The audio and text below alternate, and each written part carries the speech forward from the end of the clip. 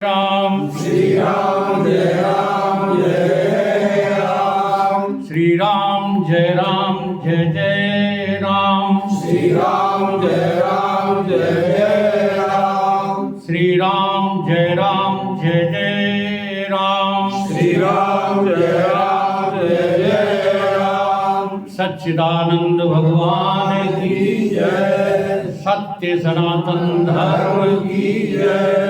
सतगुरुदेव भगवान की जय।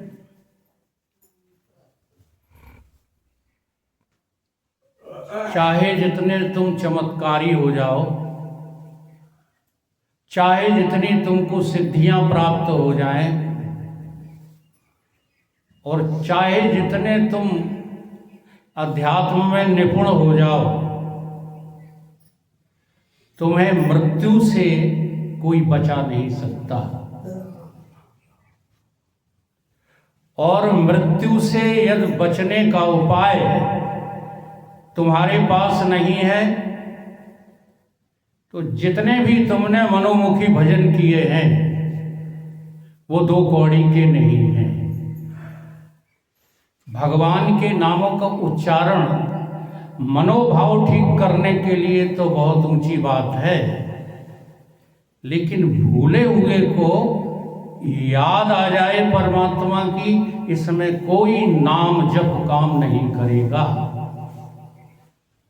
उसकी याद दिलाने वाले तो साक्षात भगवान स्वयं जब किसी देह में प्रकट होकर के तुमको तुम्हारी भूल अवगत कराएंगे, तब तुम उस भूल को सुधारोगे। क्यों? क्योंकि तुम परमात्मा को भूले फिर रहे हो। परमात्मा की भूल के कारण ही तुम जीवात्मा हो, और कोई वजह थोड़ी है। और जीवात्मा को भूलने के कारण से तुम देह बने घूम रहे हो। अगर जीवात्मा याद हो तो कौन ब्राह्मण है, कौन क्षत्रिय है, कौन वैश्य है, कौन शूद्र है। सही। और तुम अपने देह को भूल गए कि ये पंच तत्वों का पुतला और कुछ नहीं है। इस देह को भूल गए तो दुनिया के जितने कारोबार कर रहे हो उनका अभिमान तुम्हारे ऊपर लद जाता है। इसलिए मूल की भूल ठीक करना परम आवश्यक है। जब तक मूल की भूल ठीक नहीं करोगे, आपको पता है रामचरितमानस में तुम्हारी कथा है, ये पता है। अभी अभी किसी ने जो है बोला बड़े गा के स्वर में, पंचभूत ये अधमो, लेकिन कुछ ख्याल करते हो कहाँ कौन सी छोटी सी सीमा में अपने भोगों में लिप्त बने हुए हो। देखो एक एक तत्व का जरा ध्यान करना, रामचरितमानस में प्रवेश करके करना। वायु पवन पुत्र कौन है? जी हाँ, पवन के पुत्र कौन है? हनुमान। तो पवन के पुत्र ने क्या किया? लंका को फूंक डाला। यह है महत्व तुम्हारे शरीर होने का। फिर नंबर आता है किसका? जल का। तो जल तत्व ने क्या किया? परमात्मा को ये जगत मिटाने का रास्ता दे दिया। किसने? जल तत्व। जल तत्व ने दिया कि नहीं दिया? पुल बना कि नहीं बना? फिर अग्नि तत्व ने क्या किया? रामबाण। रामबाण जो है किसका था?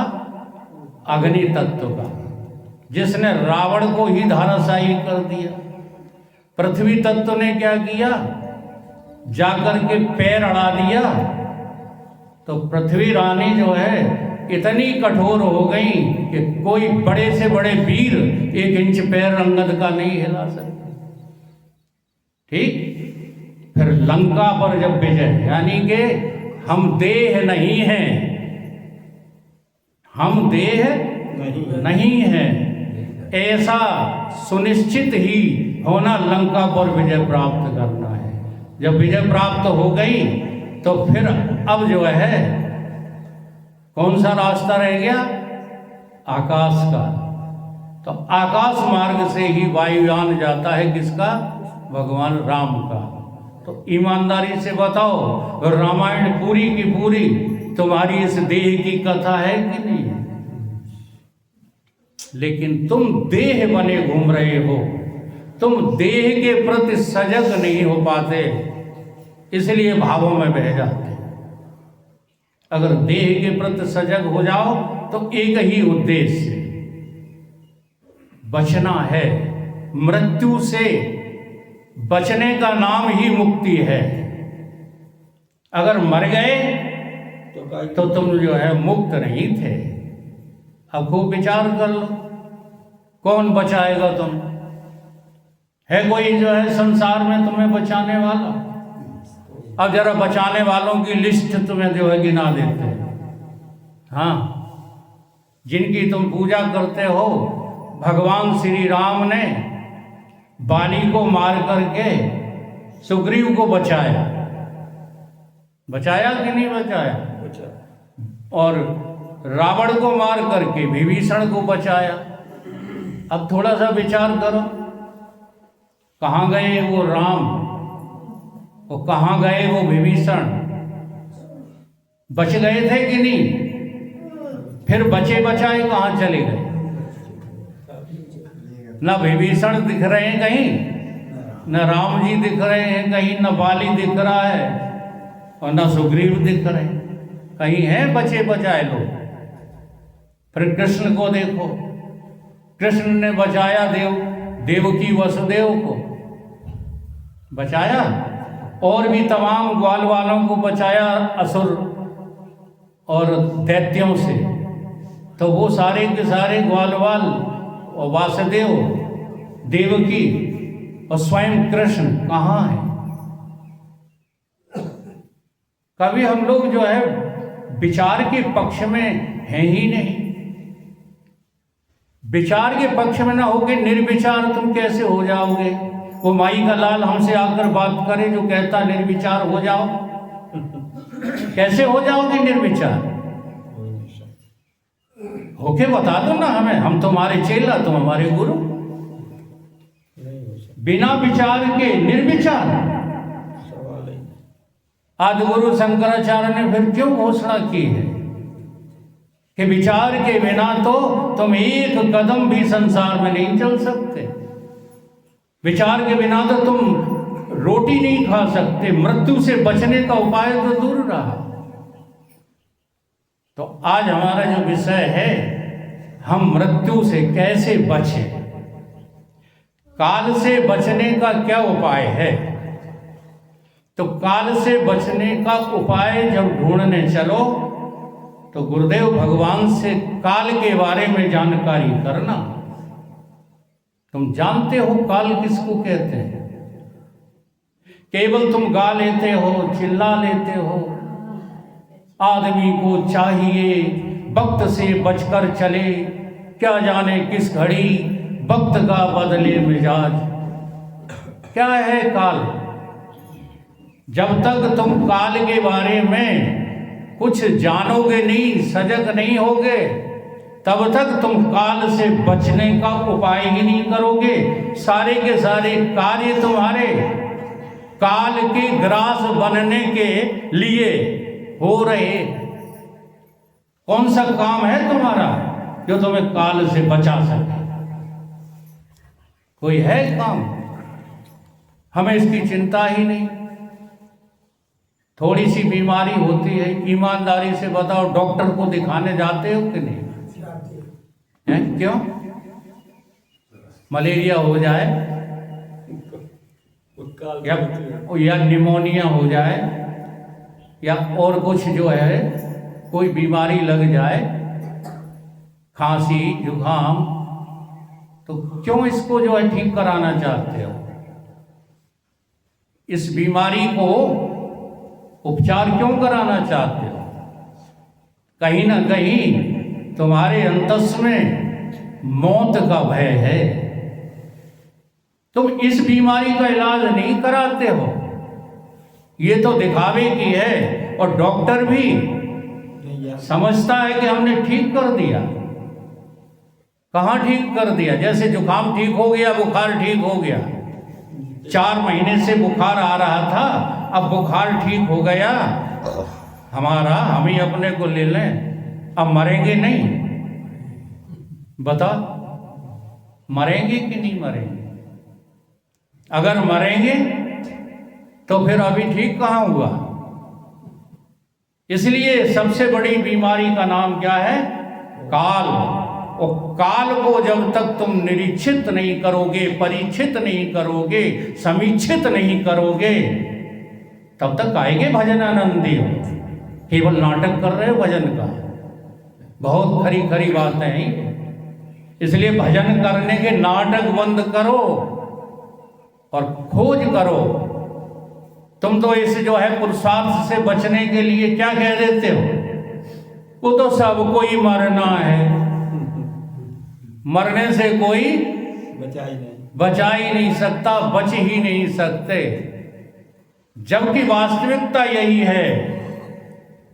ढोल में पोल वाली बातें चाहे जैसी करते रहो, तुम धंधा पानी करने के लिए नहीं आए, तुम बच्चे पालने के लिए नहीं आए, तुम ये संसार चलाने के लिए नहीं आए जगत में, तुम काल पर विजयी होने के लिए मनुष्य बने हो।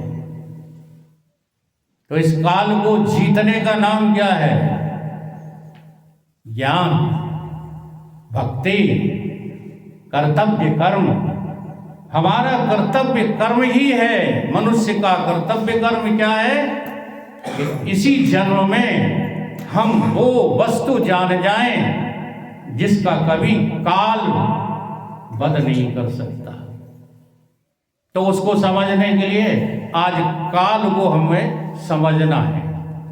आज हमारा विषय है काल से कैसे बचें। तो काल क्या है? काल को किसी ने देखा? काल को किसी ने जो है छुआ? काल को किसी ने जो है अपनी इंद्रियों से पकड़ पाया? नहीं पकड़ पाया। क्यों नहीं पकड़ पाया? क्योंकि काल साक्षात ब्रह्म ही काल के रूप में सामने खड़ा है। इसलिए हम काल को नहीं पकड़ पाते। तो कैसे पकड़ें? इस काल का विभाजन करो। दुनिया वालों ने विभाजन किया है, लेकिन वो काल का विभाजन नहीं है। वो तो काल की उपाधियां हैं, जिन्हें तुम कहते हो भूतकाल, वर्तमान काल, भविष्य काल। ये काल का विभाजन नहीं है। काल के विभाजन में औपाधिक रूप से केवल 3 ही भाग हैं काल के। वो है पहला काल, दूसरा महाकाल और तीसरा अतिकाल। अब देखो, तुम अपने स्वरूप को देख लो और चाहे भगवान को देख लो, ये 3 ही काल के रूप में इस जगत में एहसास हो रहे हैं। तो काल क्या है? जैसे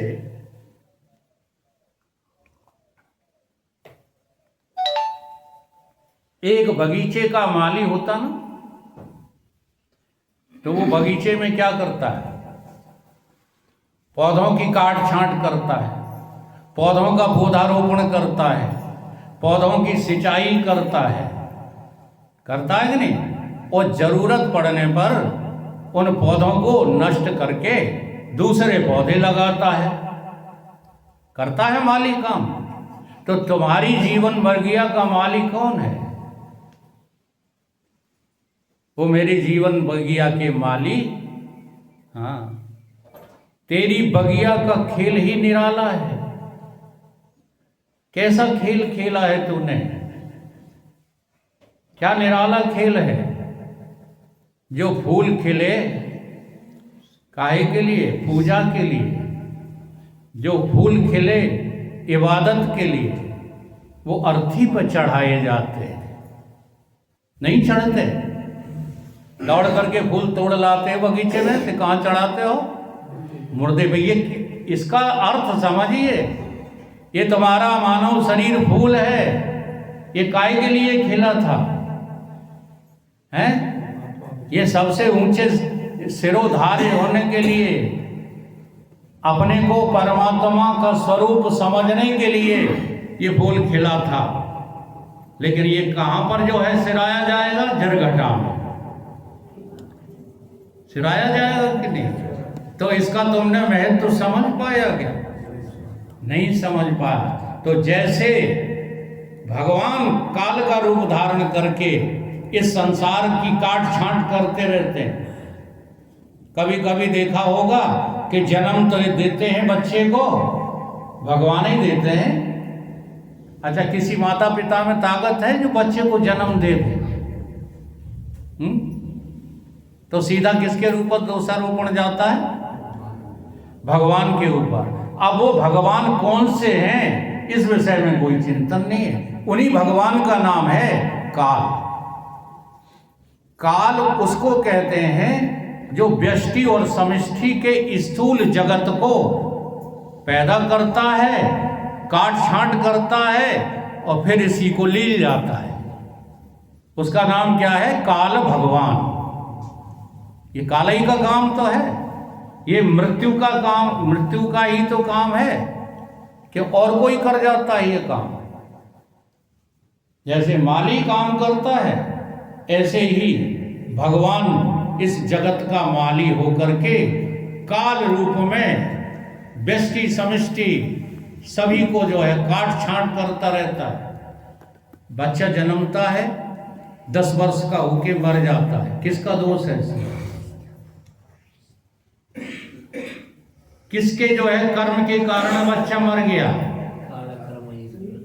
किसी का दोष नहीं है। ये काल भगवान का कार्य है। क्यों? जैसे ही बगीचे में कोई पौधा माली को दिखता है कि ये बढ़ नहीं रहा, वहीं ठिठुर रहा है, तो क्या कर देता है? काट के फेंक देता है। वो ये देखता है कि ये पनप रहा है तो उसे पूरी छूट दे देता है। यानी कि 80, 90, 115 साल तक की उम्र काल भगवान ही देते हैं। ये आ रही है काल की जो है महिमा समझ में। ये सब काल की महिमा है। सीधा सीधा सा जो है काल की पहचान, स्थूल जगत को पैदा करना, जी हाँ, और स्थूल जगत को पालना और स्थूल जगत का ही विनाश करना। इतने से अधिक काम काल नहीं कर सकता। यानी जीव को भी काल नहीं मार सकता। आज तक मार पाया? काल ने सारी दुनिया मार डाली। बड़े बड़े योद्धा काल ने मार लिए, ग्रास बना लिए अपने। लेकिन जीव न खिड़की न झरोका, मिलते ही मगर मौका, दे जाऊंगा मैं धोखा, मैं निकल जाऊंगा, तुम देखते रहना। काल भी खड़ा खड़ा देखता रहता है और जीव पट से निकल जाता है। उसे काल देव मार पाते। आज तक किसी जीव को काल भगवान ने मार पाया? फिर भी हम काल से डरते हैं। क्यों डरते हो काल से? काल तुम्हारी मृत्यु नहीं कर सकता। काल केवल तुम्हारी देह को मारता है। और समझदार कौन है? जो इसी काल में, काल के रहते अपनी बुद्धि में ये निश्चय कर लो कि हम 3.5 हाथ का शरीर हैं ही। तो बोलो, निश्चय कर रहे हो? हाँ, इतना निश्चय होते ही ये चमत्कार हो जाएगा। ये जो भागते हो ना घर को, ये भागते हो ना हंसिया लेके फसल काटने को, ये भागते हो ना अपने बच्चों को देखें जा करके, ये सब बंद हो जाता है। कब? जब तुम देह नहीं रहते। अगर तुम देह हो तो जाने कितने तुमने जो है संसार पाल रखे हैं। एक संसार की तो छोड़ो, अनेकों संसार तुमने अपने बुद्धि में पाल रखे। इसलिए सबसे पहले काल का एक भाग जिसे हम मृत्यु कहते हैं, इसके प्रति सजग होना है। और इसके प्रति सजग होने का यही उपाय है। हम देह नहीं है, देह हमारा नहीं है। अब मार ले काल, कैसे मारेगा? मार पाएगा? दूसरे का नाम है महाकाल। ये महाकाल कौन है? तुम्हें दिखाई देते हैं उज्जैन में, हैं? या फिर कहीं शंकर जी की मूर्ति पे मूड़ पटकोगे, जाकर कहोगे महाकाल, हे कालों के काल। पता कुछ नहीं। तुम ही महाकाल हो। कैसे हो महाकाल? महाकाल कैसे हो? सूक्ष्म जगत व्यष्टि का और समष्टि का, ये जैसे ही पैदा होता है और इस सूक्ष्म को अपने अति सूक्ष्म स्वरूप का बोध हो जाता है, उसका नाम महाकाल है। अर्थात उसकी एक और भाषा है, उसी को दूसरा नाम दिया है ईश्वर। देखो, ईश्वर को भगवान नहीं कहते। लोगों को कुछ पता ही नहीं रहता, ऊट पटांग बोलते रहते हैं, ऊट पटांग बकते रहते हैं, ऊट पटांग वाद विवाद करते रहते हैं। कभी सतगुरु की शरण में रह करके कुछ सीखने का यत्न कोई करना जानता ही नहीं। और जब तक ये यत्न नहीं करोगे तब तक काम बनने वाला नहीं है। 5 मिनट के लिए, 10 मिनट के लिए, भार टालने के लिए सत्संग में आ जाना, ये यत्न करना नहीं है। हाँ, कोई भार टाल रहे हैं कि अब जाना तो पड़ेगा ही, नहीं जाएंगे तो वकील साहब उल्टी सीधी सुनाएंगे, या साथ वाले कहेंगे तुम्हें फुर्सत ही नहीं, बूढ़े हो गए, अब घर में घुसे घुसे क्या कर रहे हो। तो ऐसे तो ये जो है आपको सच्चाई का पता नहीं लग पाएगा। निरंतर लगन लगा करके जब तुम इस सभा में उपदेश पान करोगे श्रद्धा सहित, तब ये सारे रहस्य खुलेंगे जो हमको खुले हुए हैं।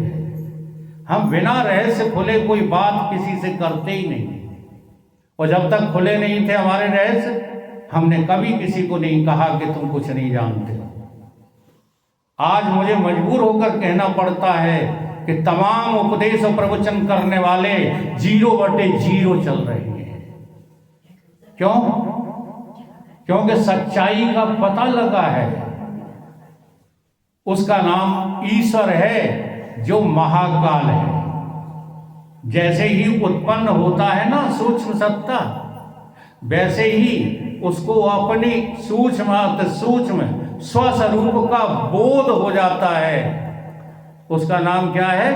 ईश्वर। इसलिए भगवान को, गुरु भगवान को है साक्षात परब्रह्म। इसीलिए तो हैं, क्योंकि उन्हें उस अपने सूक्ष्म तत्व का पता है। अगर पता नहीं है, फिर तुम किसी गुरु को जो है साक्षात परब्रह्म बोल रहे हो, तो वो अत से युक्ति लगाकर कहते रहो, ईश्वर वीश्वर वो कुछ भी नहीं है। तो ईश्वर तत्व का नाम क्या है? महाकाल है। इस महाकाल को ये भी पता है कि मैंने आज तक कोई संसार उत्पन्न नहीं किया, मैंने आज तक कोई संसार पाला भी नहीं है, और मैं किसी संसार का संहार करता भी नहीं हूं। ये जहां ईश्वरत्व 3 भागों में बंटता है, वहीं इसका नाम काल हो जाता है। और ये 3 भागों में जब नहीं बंटता, तो इसी काल का नाम महाकाल हो जाता है। आ रही कुछ बात समझ? अब तीसरा रह गया अतिकाल, जो अपने ईश्वरत्व में भी रहना पसंद नहीं करता, अपने ईश्वरत्व का भी त्याग करके अपने सहज स्वरूप में, शंकर सहज स्वरूप समारा लाभ समाधि अखंड अपार, जो अपार स्वरूप है, उस आत्म तत्व में सदा जिनकी स्थिति रहती है, उसका नाम है अति काल। तो इस प्रकार से जो है हम इस काल का विवेचन करके सबसे पहले बाहर वाले जो काल को है उससे डरें, तो लेकिन किस लिए डरें? समझने के लिए। काल को जरा समझो, हम डरते नहीं हैं, बिना डरे कहते रहते हैं मरे मरण को ले चले, मर गए रोवन हार, तुलसी जा संसार में मरे पड़े हैं झार। जरा इसको भी देख लेना, 30 मिनट का हो जाए तो चेंज कर देना। मरे मरण को ले चले। अब जिस समय तुम ये बोलते हो समझते भी हो, किसी मुर्दे को देख करके तुम्हें कभी लगता है कि हम भी मर गए हैं? कभी शमशान घाट में जा करके देखो कितना जो है हमारे यहाँ बुरी परंपरा बनाई गई कि माताओं को शमशान घाट में नहीं जाने दिया जाता। किसी शास्त्र में ऐसा नहीं लिखा है, नहीं तो प्रमाण दो आकर के। पुराणों की हम कहते नहीं हैं, क्योंकि पुराण तो अतिशयोक्ति लगा करके लिखे जाते हैं, वहाँ वो बातें भी लिख दी जाती हैं जो शास्त्रों को और वेदों को मान्य नहीं है। इसलिए किसी प्रज्ञा पुराण, फलाने पुराण, बेवर्त पुराण, हाँ जी, लिखी हो बात हम कह नहीं सकते, लेकिन 18 पुराण, 6 शास्त्र, 4 वेदों में ये कहीं नहीं लिखी कि स्त्रियों को शमशान घाट पर नहीं जाना चाहिए, कहीं नहीं लिखा। शमशान घाट में जाने के बड़े फायदे हैं। बिल्कुल बोलो, फिर इसको बंद करना पड़ेगा, बाद में पूछ लेना। ध्यान रखना, आप अपनी बात को ध्यान रखना और जो पूछ लेना। शमशान घाट में जाने से बहुत फायदे हैं। क्या फायदे हैं? कि दूसरों को जलता हुआ देख करके अपना ख्याल आ जाता है। तो ये अधिकार माताओं को नहीं है, केवल पुरुषों को है। ये सबका अधिकार है कि नहीं? तो शमशान घाट सबको जाना चाहिए कि नहीं जाना चाहिए? हैं? जाना चाहिए तो बहुत बड़ा फायदा हो, बहुत बड़ा फायदा, क्योंकि फायदा देह को नहीं होना है, माता संस्कार डालेंगी, फायदा होना है जीव को। हम कभी जीव बन ही नहीं पाते। एक ही स्थान है, एक नहीं है, 4 स्थान है, 4 ठाव है नरन के, बहुत वैराग्य चढ़ंत, गर्भ माय सबके निकट, कथा सुनत रति अंत। ये 4 जगह हैं जब तुम देह की वासना को 1 सेकंड के लिए त्याग देते हो। फिर जब देह की वासना त्यागी तो फिर काय की वासना बन गई अपने जीव होने की। तो जीव हो जाना भी बहुत बड़ी तरक्की है। हम तो 24 घंटे देह ही बने रहते हैं। ये वाद विवाद जितने भी होते हैं शास्त्रों को लेकर के, ये देह बनकर के होते हैं। अगर आप देह बनकर के नहीं जीव होकर के प्रश्न करो तो गुरु के सामने वाद विवाद नहीं करोगे, अपनी अज्ञानता को दूर करोगे। और कोई भी अज्ञानता को दूर करने के लिए शिष्यत्व स्वीकार करता ही नहीं है। इसलिए कोई तरक्की परमार्थ में नहीं होती। शिष्यत्व स्वीकार करना बहुत ऊंची साधना है। शिष्य कौन होता है? जो जगत के सारे भोगों का त्याग कर चुका होता है। केवल उसे एक ही चिंता है कि हम काल से कैसे बचें।